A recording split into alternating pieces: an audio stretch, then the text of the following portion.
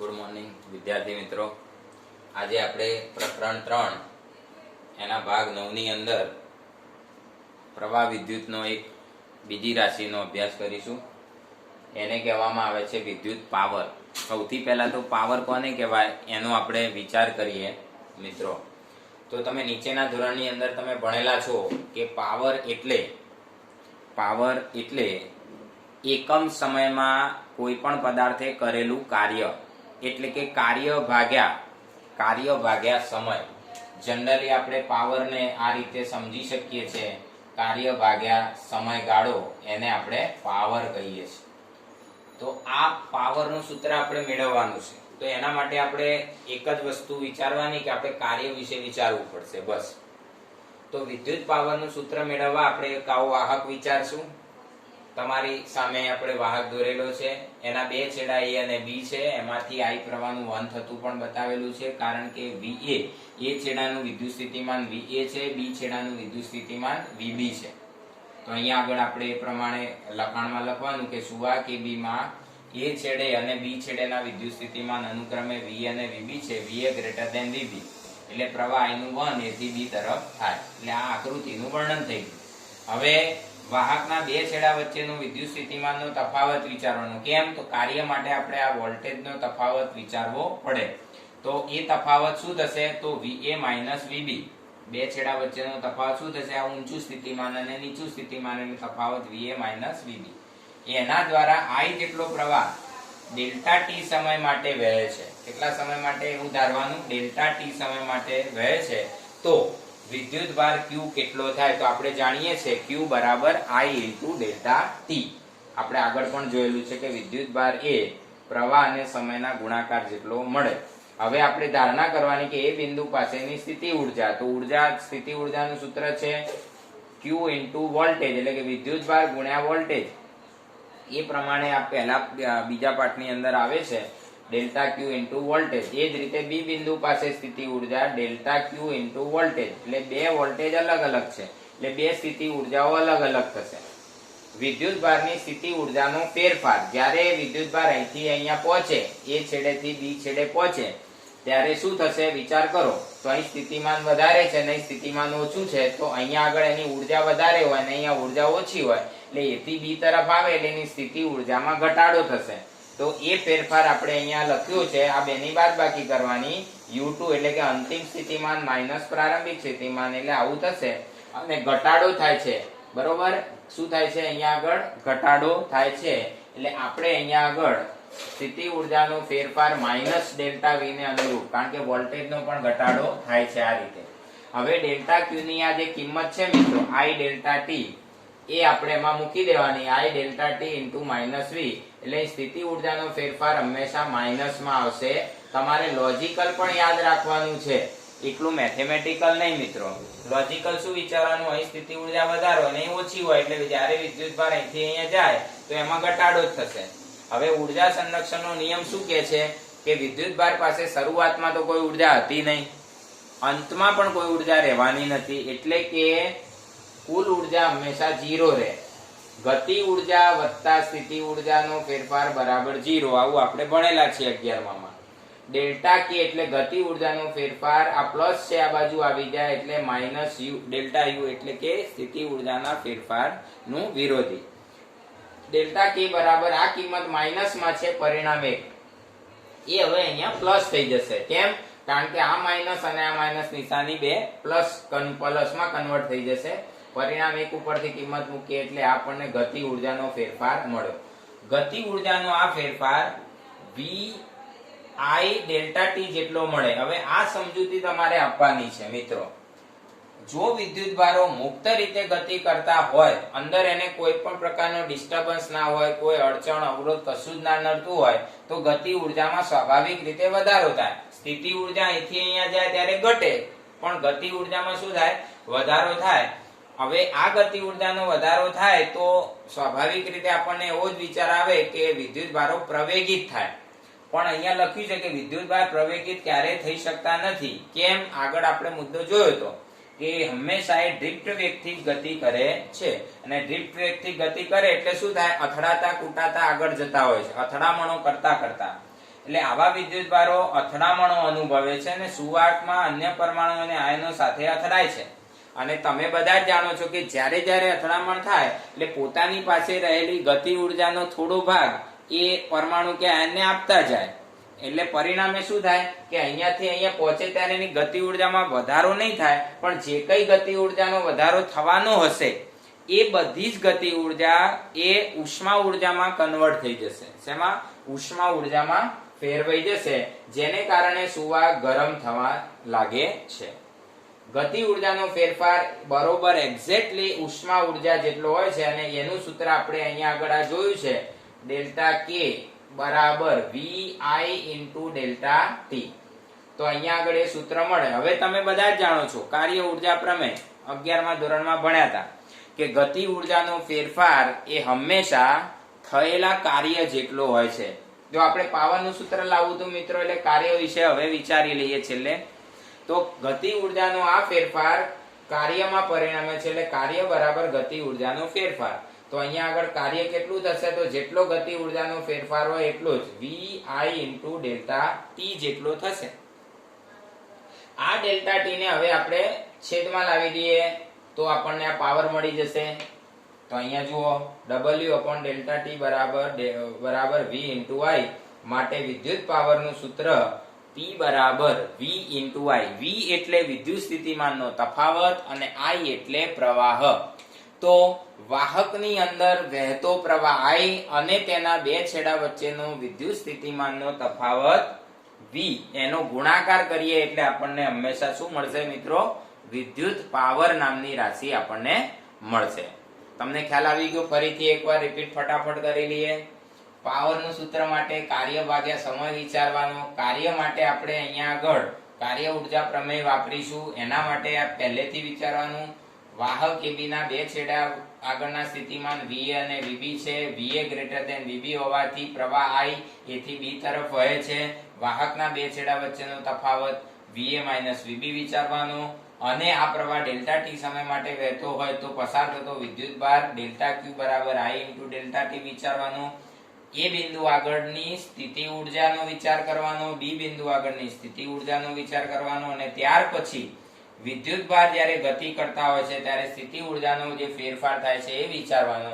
આ ફેરફાર હંમેશા માઇનસમાં હોવો જોઈએ. હવે અહીંયા ડેલ્ટા Q ની કિંમત પણ આપણે મૂકી દેવાની. પરિણામ 1 આવે પછી ઉર્જા સંરક્ષણનો નિયમ વાપરવાનો, એટલે ગતિ ઉર્જા પણ આના જેટલી જ મળશે. આ માઇનસમાં હોય ના પ્લસમાં હોય, બહુ ફરક ના પડે. ખાલી શું થશે? કિંમત ઋણની ધન થઈ જશે. એટલે ગતિ ઉર્જાનો ફેરફાર આટલો મળે. આ જે લખાણ છે એ ઉષ્મા ઉર્જામાં રૂપાંતર થાય છે, ડ્રિફ્ટ વેગથી ગતિ કરે છે એ સમજાવવા માટે છે. બરોબર? બાકી તમે અહીંથી ગતિ ઉર્જાનો આ ફેરફાર છે એ ગતિ ઉર્જાનો ફેરફાર કાર્ય ઉર્જા પ્રમેય પ્રમાણે કાર્યમાં રૂપાંતર થાય છે એમ લખીને પણ તમે પાવર સૂત્ર મેળવી શકો છો. હવે આપણે આ સૂત્ર મળ્યું, બરોબર છે? પાવર એને આપણે કહીશું શું? કાર્ય ત્વરા પણ કહી શકાય. બીજા શબ્દોમાં આપણે એને કાર્ય ત્વરા પણ કહી શકીએ. તો આપણે હવે એની વ્યાખ્યા વિશે વિચારીએ. એની વ્યાખ્યા, એકમ અને પારિમાણિક સૂત્ર વિશે આપણે વિચાર કરશું. તો હવે આપણે આગળનો પ્રશ્ન જોઈશું. વિદ્યુત પાવર ની વ્યાખ્યા, એકમ અને પારિમાણિક સૂત્ર. પારિમાણિક સૂત્ર. ચાલો, આ બધું MCQ માં પૂછાય એવું કહેવાય. એમ તો થિયરીમાં પૂછે તો તમારા નસીબ કહેવાય. તો વિદ્યુત પાવર જે છે એની વ્યાખ્યા, એકમ અને પારિમાણિક સૂત્રો. તો મિત્રો તમને વ્યાખ્યા તો આવડી જ ગઈ હશે, કારણ કે આપણે જે સૂત્ર તાર્યું એની અંદર જ એની વ્યાખ્યા છે. બરોબર? તો વિદ્યુત પાવર કોને કહેવાય? તો આ રીતે આપણે વિચારીએ.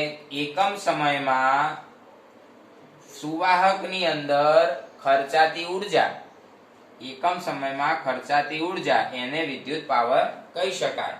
અને જે ઉષ્મા સ્વરૂપે આપણને પ્રાપ્ત થતો હોય છે.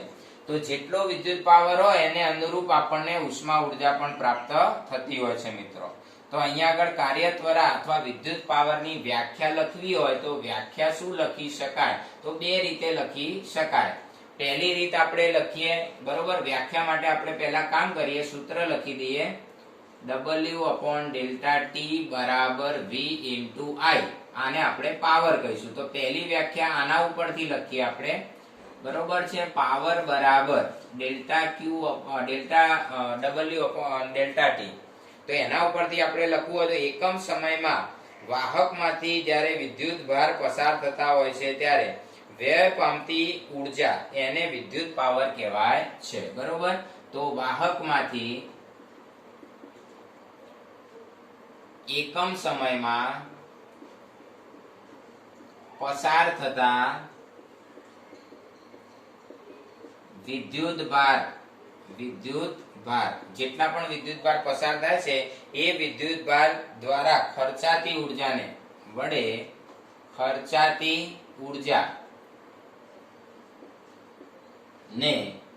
વિદ્યુત પાવર કહેવાય છે, વિદ્યુત પાવર કહે છે.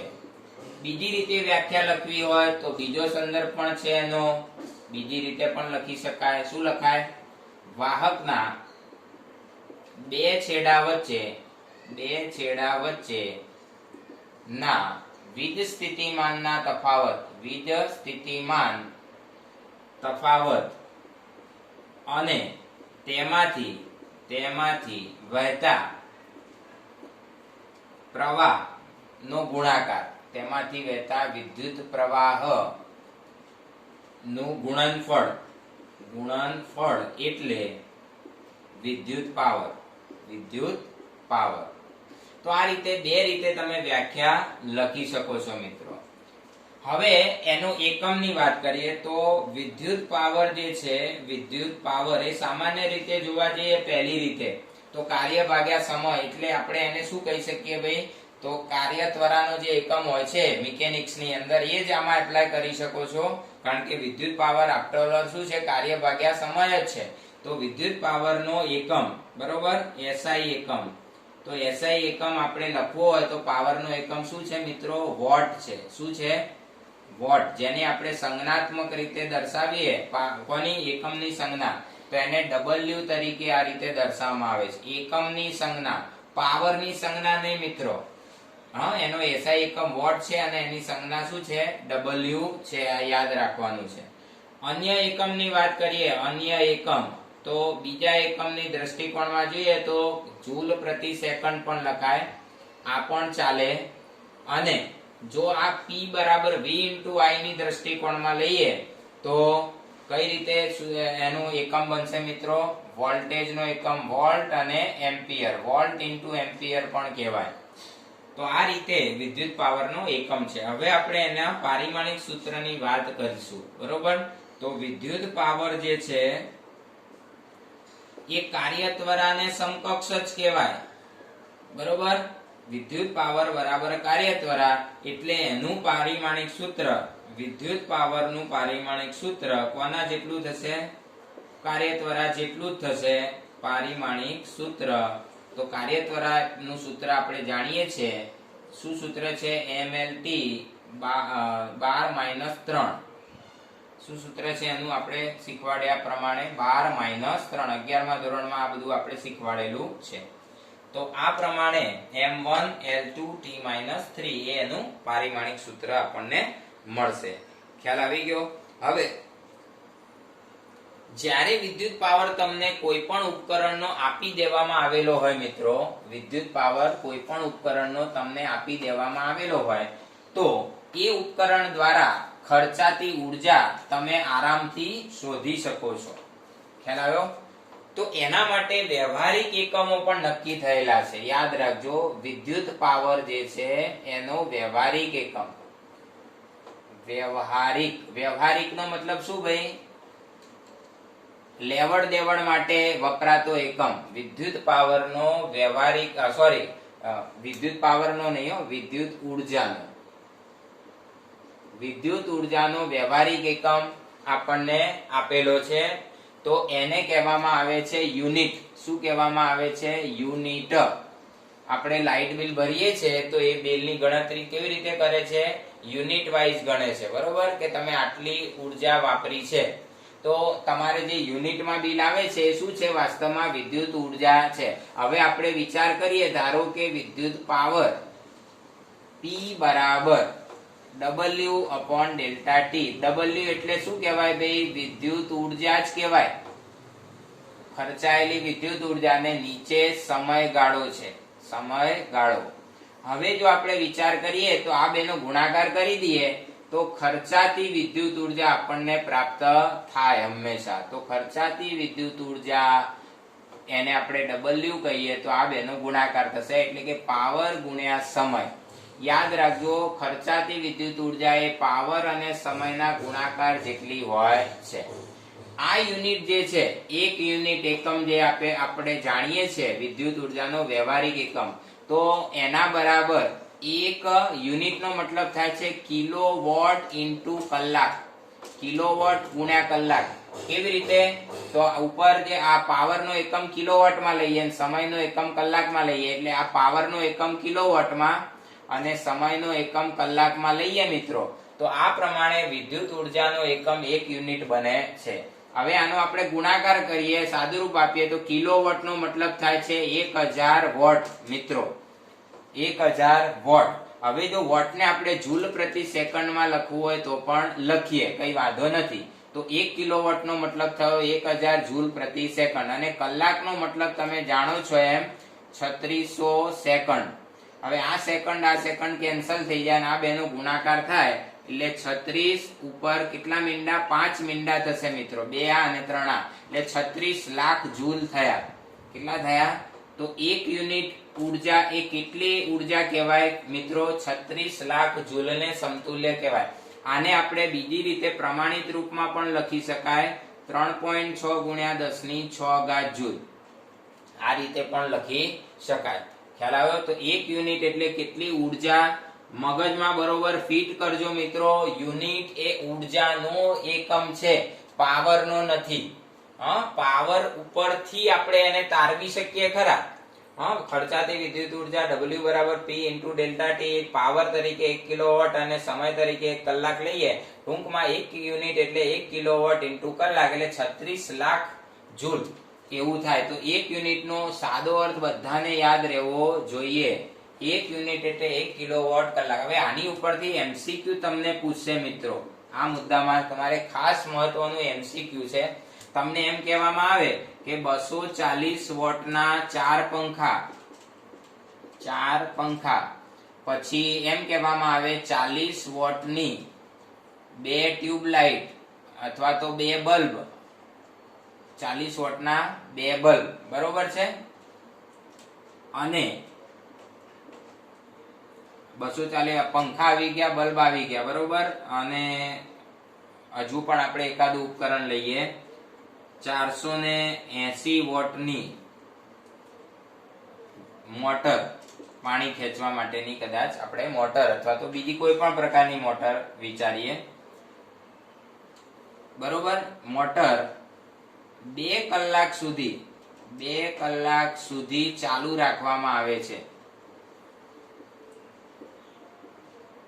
રાખતા કેટલા યુનિટ ખર્ચાશે? આવો પ્રશ્ન તમને MCQ માં બનાવીને પૂછી શકે મિત્રો. તો આપણે MCQ ના દ્રષ્ટિકોણથી આને વિચારીએ તો કેવી રીતે સોલ્વ કરવાનું વિચારજો. 240 વોટના 4 પંખા એટલે આપણે અહીંયા આગળ સાધનો લખી દઈએ, પછી એનો પાવર લખી દઈએ અને એની સંખ્યા લખી દઈએ, અને અહીંયા કુલ પાવર લખી દઈએ છેલ્લે. તો આ રીતે તમારે ટેબલ બનાવી દેવાનું. આવો દાખલો આવે ત્યારે હંમેશા ટેબલ બનાવી દેવાનું. ચલો, પહેલું સાધન છે પંખા, તો એનો પાવર છે 240 વોટ. સંખ્યા કેટલી છે એની? 4. તો આ બેનો ગુણાકાર કરી દો તો 240 ગુણ્યા 4 કરવાના. તો 240 ગુણ્યા 4 તો 14 16 4 2 8 960 થશે. કેટલા થશે? 960 વોટ. ખબર પડી મિત્રો? ચલો હવે વાત કરીએ 40 વોટના 2 બલ્બ. તો બલ્બની વાત કરીએ તો કેટલા? 40 વોટના બલ્બ છે મિત્રો, અને કેટલા છે? 2. તો આ બેનો ગુણાકાર કરવાનો. 40 દુ 80 વોટ એના. ચલો, 480 વોટની એક મોટર જ છે, તો મોટર જે છે એ 480 વોટની છે, સંખ્યા 1 એટલે 480 વોટ. હવે કુલ પાવર આ ત્રણેયનો સરવાળો કરી દેવાનો. તો સરવાળો કરીએ તો 8 ને 8 16, 16 અને 6 24, વધી 2 9 10 11, 11 ને 4 15, તો કુલ 1540 વોટ પાવર થયો. હવે આ પાવર જે છે સાંભળજો, આ પાવર 1540 વોટ છે. હવે 2 કલાક સુધી ખર્ચ કરવાનો છે ને, તો અહીંયા આગળ આપણે લખીશું 2 કલાક સુધી, 2 કલાકમાં ખર્ચાતી ઉર્જા આપણને મળશે. તો એ ઉર્જા કેટલી મળશે મિત્રો? 2 કલાકમાં ઉર્જા, તો સમય ગુણ્યા પાવર કરવાનો, પાવર ગુણ્યા સમય. યાદ રાખો આ સૂત્ર, પાવર ગુણ્યા સમય. તો પાવર થયો છે 1540 અને સમય છે 2 કલાક. 2 કલાક. હવે આ જે ગણતરી કરશો એ જવાબ તમને વોટ ઇન્ટુ અવર મળશે. આ વોટમાં છે ને, એટલે વોટ ઇન્ટુ અવર મળશે, પણ આપણે યુનિટ કરવા હોય તો કિલોવોટ જોઈએ મિત્રો. શું જોઈએ? કિલોવોટ. તો આપણે જે જવાબ આવે એ વોટમાં આવે, એનું કિલોવોટ કરવું હોય તો શું કરવાનું? 1000 વડે ભાગી દેવાના. 1000 વડે ભાગી દો એટલે તમને અહીંયા આગળ કિલોવોટ ઇન્ટુ કલાક થઈ ગયો. એટલે આટલા યુનિટ ઉર્જા ખર્ચાઈ એમ કહી શકાય. તો આનો જે જવાબ આવે છે સાદુરૂપ આપવાનું આપણે, તો 154 ગુણ્યા 2 એટલે કેટલા થશે મિત્રો? 4 દુ 8, 5 દુ 10, વધી 1, 2 કુ 2, 308 ભાગ્યા 100. 308 ભાગ્યા 100 એટલે 3.08 યુનિટ. તો આટલી ઉર્જાનો ખર્ચ થયો છે. તમારા લાઇટ બિલ ની અંદર આટલા યુનિટ બિલ આવે. હવે આવો કોઈ પણ દાખલો તમને પૂછે મિત્રો, બરોબર, કેટલા યુનિટ ખર્ચ થાય, તો યુનિટ એટલે તમારે વિચારવાનું ઉર્જા. ઉર્જા શેમાં? કિલોવોટ અને કલાકમાં ગુણાકાર કરવાનો. હવે કિલોવોટ ના આપ્યા હોય તો આપણે છેલ્લે રૂપાંતર કરી દઈએ, પણ પહેલા શું કરવાનું? સાધન, એનો પાવર, એની સંખ્યા. તો પાવર ગુણ્યા સંખ્યા એટલે આટલું, બલ્બનો પાવર ગુણ્યા સંખ્યા અને મોટર એટલે કુલ પાવર આટલો. ત્રણેય સાધન ખર્ચ કરે છે, ત્રણેય સાધનનો કુલ પાવર આટલો થાય. હવે સમય સાથે ગુણાકાર કરી દો એટલે આપણને શું મળશે? યુનિટ જ મળે ને, સીધી વાત છે. યુનિટ એટલે શું? તો પાવર ગુણ્યા સમય. તો આ પ્રમાણે તમે ગણતરી કરી શકો. તો આટલી ઉર્જા ખર્ચ થઈ. કદાચ એની આગળ એક્સ્ટ્રા પણ એવું પૂછ્યું કે 1 યુનિટના 10 રૂપિયા લેખે કેટલો ખર્ચ થાય, એવું પણ પૂછે. તો આ ઉર્જા જે આવી યુનિટમાં એને 10 વડે ગુણી દેવાના એટલે 30 રૂપિયાનો ખર્ચ થાય. તો લાઇટ બિલ એટલું આવે. આવા એમસીક્યુ નીટમાં, જીડબલઈ અને ગુજકેટમાં પણ પૂછી શકે. આમાં થોડુંક તમારે નોલેજ હોવું જોઈએ. ખ્યાલ આવી ગયો મિત્રો? તો આપણે બરોબર, તમે બધા અહીંયા એકવાર જોઈ લેજો ઉર્જાનો વ્યવહારિક એકમ જે પાવર ઉપરથી તારવવામાં આવે છે.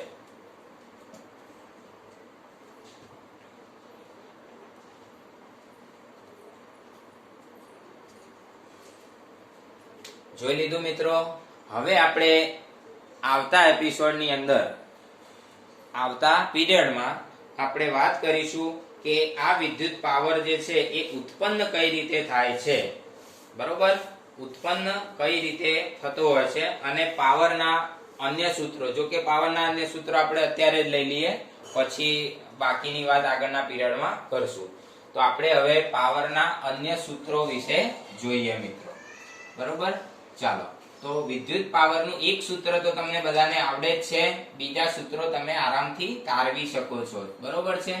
તો વિદ્યુત પાવર એનું એક સૂત્ર છે P બરાબર V into I. હવે તમે જાણો છો V બરાબર IR કિંમત ઓહમના નિયમ પ્રમાણે મૂકી શકાય, આરામથી મૂકી શકાય. તો ઓહમના નિયમ પ્રમાણે જો આપણે કિંમત મૂકીએ, V ની જગ્યાએ IR મૂકીએ તો પાવર P બરાબર શું થશે મિત્રો? IR into I. તો આ બે I નો ગુણાકાર કરી દો એટલે થઈ જશે I square R. તો આ એક બીજું સૂત્ર પણ છે જે અવરોધ અને પ્રવાહ પર આધારિત કહેવાય. પહેલું સૂત્ર છે P બરાબર VI, V બરાબર IR કિંમત મૂકવાની એટલે શું થશે? V ની જગ્યાએ હવે તમારે આમાં I ની કિંમત નિર્ધારિત કરવાની. તો ઓહમના નિયમ પરથી જ આપણે વિચારવાનું. ઓહમના નિયમ મુજબ શું થશે? I બરાબર, વિચારો, R છેદમાં જતું રહે એટલે V upon R કિંમત મૂકતા. બરોબર, આ કિંમત તમે મૂકો તો પાવર બરાબર શું થશે? વોલ્ટેજ એમને એમ રાખવાના, પ્રવાહની જગ્યાએ મૂકવાનું છે વોલ્ટેજ અપોન અવરોધ. તો V ગુણ્યા V એટલે V સ્ક્વેર અપોન R.